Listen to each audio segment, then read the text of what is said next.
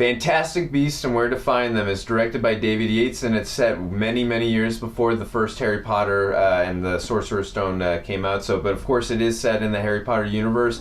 I gotta say, obviously, David Yates coming back. I was really excited that he was coming back for this film. Because he'd done Order of the Phoenix, Half-Blood Prince, and Deathly Hallows Parts 1 and 2, so he was very comfortable and familiar with the universe, so I was excited to see him back, and I gotta say, initially going into this, the storytelling it's okay, it's not great, but some of the focus is a little up and down, but it's the characters are very entertaining, they're very memorable, the character interactions are very good, especially with the four main leads from Newt, Kowalski, Queenie, and Tina. I thought I really enjoyed the character interactions between them. Not to the extent of Harry, Ron, and Hermione, but that being said, they're still very enjoyable characters. I really enjoyed all the scenes. And again, when you're watching them, they all get their chance to shine in different scenes. We're also going to get into a little bit of a spoiler talk, and we'll get into in depth about what we liked about each of the characters. I thought this was a pretty worthy entry into the Harry Potter universe. Yeah, I mean, I wasn't really sure what to expect. I knew this was set, in the past from the Harry Potter series, and I don't know. It was very up and down in the fact that I wasn't always exactly sure what was going on because they kept kind of getting sidetracked and going back and forth between a bunch of different things. But I mean, for the most part, I really enjoyed the characters, and the story was pretty good at times, and at other times I got a little bit sidetracked, but.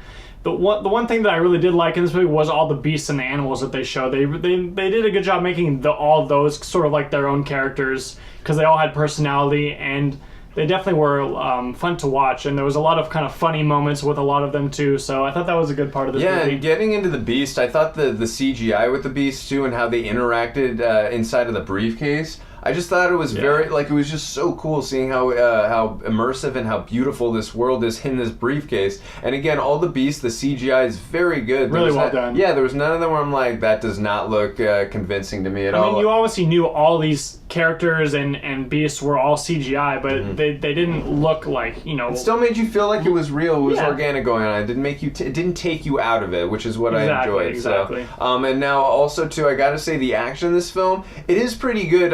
There's some scenes where in the action sequences where you're like, what's going on? It's a little bit of a CGI mess right now, but overall the action, a little bit, and we'll get into that in the spoiler talk. But overall the action sequences are pretty good. There's some pretty cool wizarding duels in this, which is always obviously a big highlight in these film series. And some of the other special effects, of course, we got to see apparating again, which a lot. Actually, yeah, I was just thinking that so much in this movie, but again, we'll go in that in spoiler talk. But I thought that was cool seeing apparating again. Cool. A lot of the spells that we got to see too in the wands. Obviously, there were some familiar spells we got to see, and we also got to see some new stuff, so that was really cool too.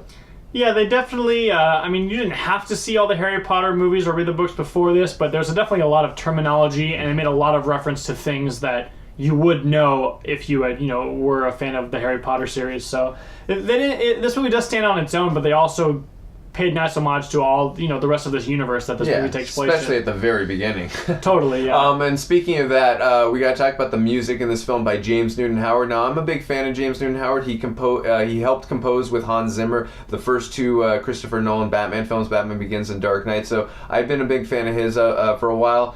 So I was very interested and curious to hear his score. Now, I gotta say, his score is definitely not as memorable as some of the other ones of the other 8 films in the Harry Potter universe. But I did like a lot of the background music that was going on in some of the action sequences and also some of the sadder or dramatic scenes that were going on. You definitely got, that feeling of what was going on from tension to stakes or happiness or whatnot from the background music. But that being said, again, there was nothing memorable like in the Harry Potter series. I mean, there wasn't really that many main themes or whatever for certain characters or certain moments. But I mean, the music fit pretty well with all the scenes and making you feel the right emotion.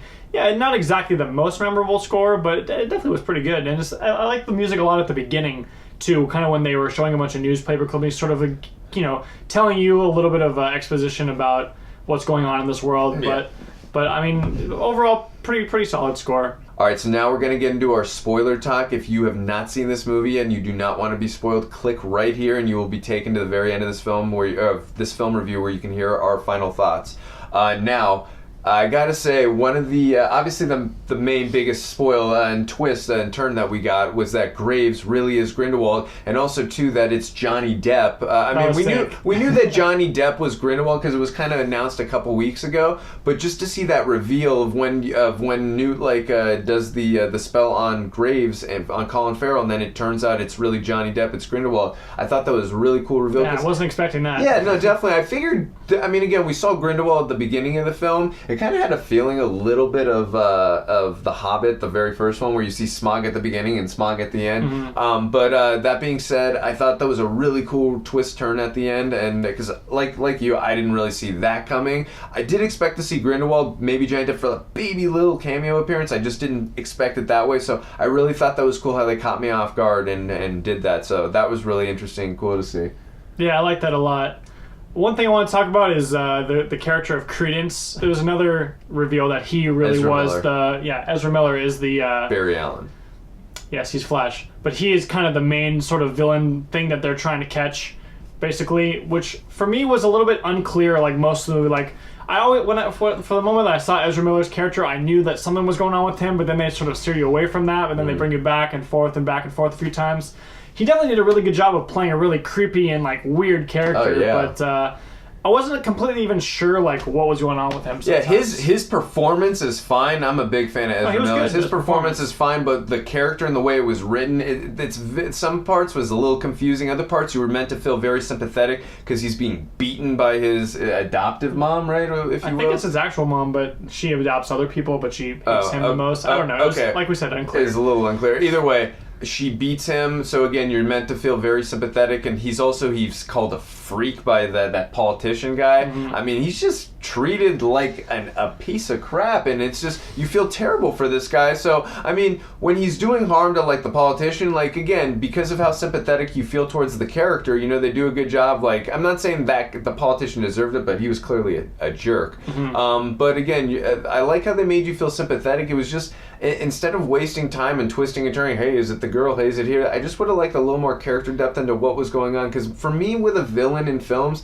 I either like one of two things. Either just give me a really straight up bad guy who I hate, or go a little more into the character depth about what was going on. I know like I said, they showed the sympathetic side of him being beaten, but again, there was a lot more going on with Newt and with the Beast and all that it was kind of more of something in the background of what was just going on, and I don't know, I would have liked a little more focus on that and a little more clarity of exactly what was going on with all that. I also got to say, the scene where Kowalski is being obliviated, like, I really thought they did such a great job getting that lump in my throat, really making me feel I mean, that's the point, of course, of the scene, really making you feel sad that they're doing this, because you don't want to do this. It's almost like if Ron or Hermione had to be obliviated and one of them can't be part of the group. So you kind of had that feeling of like, no, you want them to stay the four of them together. So, but you understand, like, they really did a good job setting up, like, don't worry, he's not going anywhere. He's going to be they're all going to be part of the same group for the coming film. So, also really quick, Jace, we got to mention, though, as we already talked about Grindelwald, we got some Albus Dumbledore shout out in this too, because they mentioned that Newt was a student at Hogwarts. I believe he's Hufflepuff. I could be wrong, but correct me in the comment section if I'm wrong, but I'm pretty sure he's Hufflepuff. Now, they mentioned in the film that Newt had one of the Beasts had attacked a student. I don't think they said the student got killed, but they said attacked a student, and they said Newt was blamed for it, and Albus Dumbledore came to his defense. Because I guess he got expelled from Hogwarts, and Albus tried to save him from getting expelled. So we got, of course, a shout out about Dumbledore. And I got to say, the first thing you and me talked about out of the theater were two things.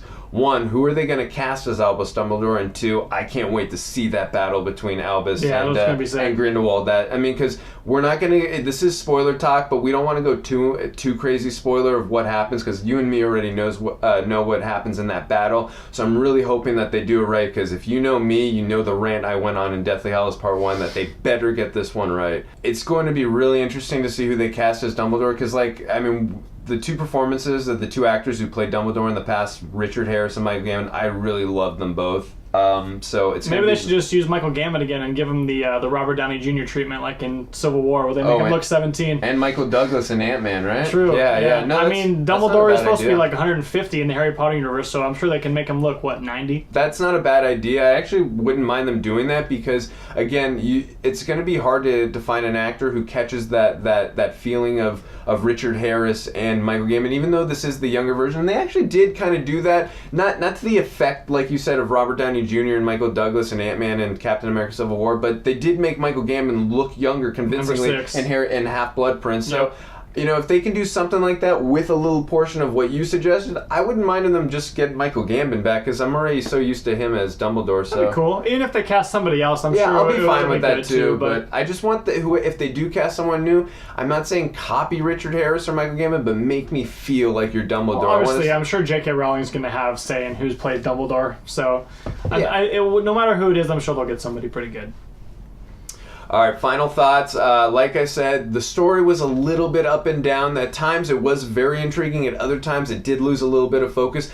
But because you're so invested in the characters and the character interactions, sometimes you don't mind that, especially in the slower scenes. The pacing it's a little up and down. Some scenes are fast-paced. Some other scenes are a little bit slower. But again, because of the character interactions, you don't mind that as much. The dialogue that's going on between them, you're very invested. The action sequences, when the cadence blackball thing is not going on, they're pretty good action sequences. I also got to say the performances by all the actors, especially Eddie Redmayne, he really stood out for me. And also the actor who played Kowalski, I thought he was very good. He was really definitely good. Got some laughs in the theater we were in. The humor in this film was very good. I thought the music by James Newton Howard, while not anything memorable in terms of the themes, the background music was very good. I'm going to give... I was about to say Harry Potter. I'm going to give Fantastic Beasts and Where to Find Them an 8.2 out of 10.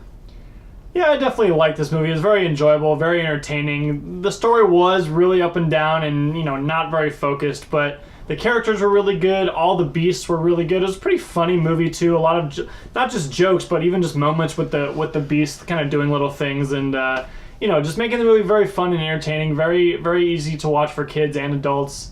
And they did a good job of kind of reintroducing this world to us in a different way with all these new characters and obviously setting up more movies to come in the future. So, pretty solid movie overall. I'm going to give it a 7.7. Alright guys, well that's going to do it for this video. Let us know what you thought about this movie in the comments section. Also, let us know where you think it ranks among all the Harry Potter movies. We are going to be doing a Harry Potter rankings video, including this movie, so be on the lookout for that. And if you like these videos, you can hit the subscribe button. See you guys next time. Lumos!